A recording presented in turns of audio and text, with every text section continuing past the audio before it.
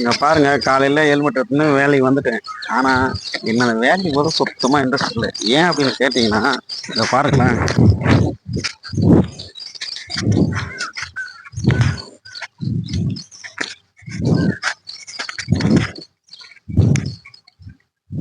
அந்த வேலைக்கு போறத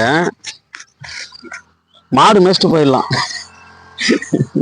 என்னடா திடீர்னு சொல்லாம பாத்தீங்களா? ஆமாங்க, இந்த மாடு விட்டுட்டு நான் போய் மரத்துல உக்காந்துன்னு நல்லா கூழு பிடிச்சிட்டு ஏன்னா நம்ம வேலையை பார்க்கலாம்.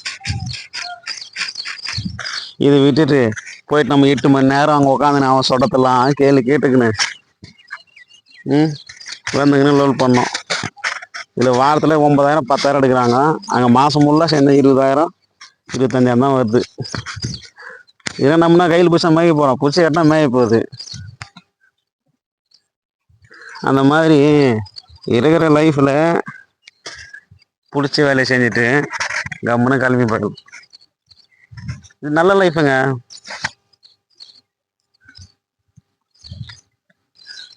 என்னோட ஃப்ரெண்டவங்க கைனி தான் இது. இங்கே பாருங்க, 2 கோழி பண்ணால் சுத்தரும் பொங்க மரம் வச்சுட்டு வண்டியில் கோயசன் எடுத்துட்டு கைனி போட்டுட்டு நல்லா செஞ்சுட்டு வயிறார சாப்பிட்டு அப்படியே பிடிச்சி மாடு மாற்றி கட்டிக்கின்னு அவன் பாட்டின அவன் வேலை செஞ்சுக்கிறான்.